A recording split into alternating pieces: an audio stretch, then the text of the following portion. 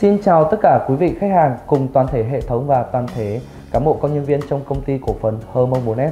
Tôi là Hoa Củ, chủ tịch công ty cổ phần Hermon 4S. Lời đầu tiên cho tôi xin gửi lời cảm ơn sâu sắc tới toàn thể quý vị khách hàng cùng toàn thể hệ thống và toàn thể cán bộ công nhân viên công ty cổ phần Hermon 4S đã gắn bó với công ty trong thời gian qua. Đã qua một năm 2022 đầy khó khăn và gian khó. Thế nhưng công ty cổ phần Hermon 4S đã vượt qua một năm đầy thành tựu và những thành quả.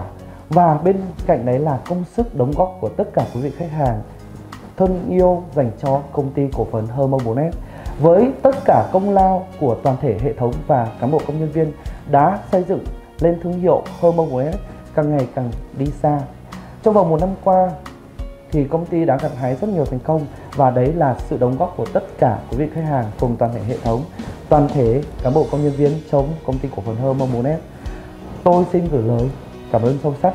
Và trong năm 2023 nhân dịp năm mới, tôi thay mặt cho toàn thể công ty kính gửi lời chúc sức khỏe tới toàn thể quý vị khách hàng, toàn thể cán bộ công nhân viên cùng toàn thể hệ thống trong công ty Hermon 4S.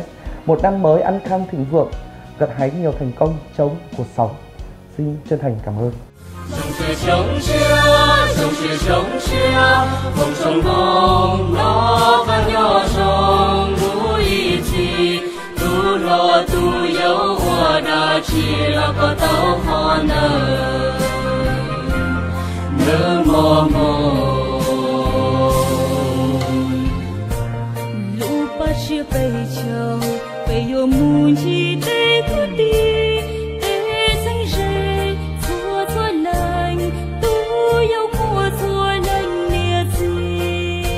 Chia ta